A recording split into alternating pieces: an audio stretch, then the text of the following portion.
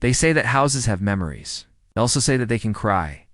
In Vermont, there's a house that weeps every night. It's not your typical haunted house story, but it's one of the most popular local legends in the area. I've always wondered if there was any truth to it.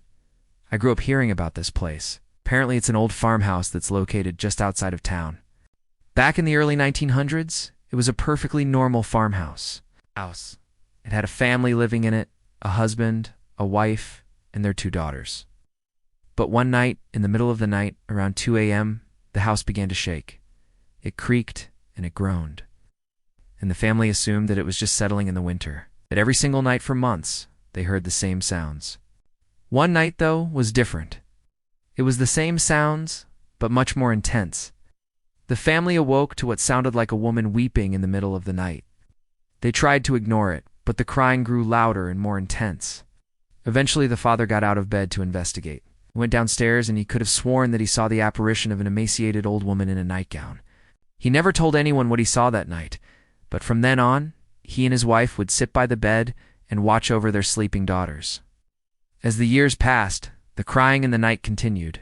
It never stopped. Whatever was crying in the house didn't care if you ignored them. It was going to keep crying until something happened. In 1938, the family finally decided to sell the home and move into town. They put the house up for sale and moved all of their belongings out, except for one rocking chair. To this day, no one knows why they left the rocking chair behind. But it was the last thing they took out of the house before they left. After they moved out, the house sat abandoned for several years. During that time, the crying in the night continued. People who stayed in the house claimed that they heard the woman weeping in the night. They said that she sounded heartbroken. Eventually, the house was torn down and the land was turned into a park. But before they could build anything, the ground where the house once stood was excavated to reveal a basement. No one knew that the house had a basement, but apparently it did. And once they found it, the construction crews found the remains of a woman in a nightgown. People in the town claimed that the house had finally revealed its crying woman, but I don't think that's the end of the story. Do you believe me? Thanks for watching.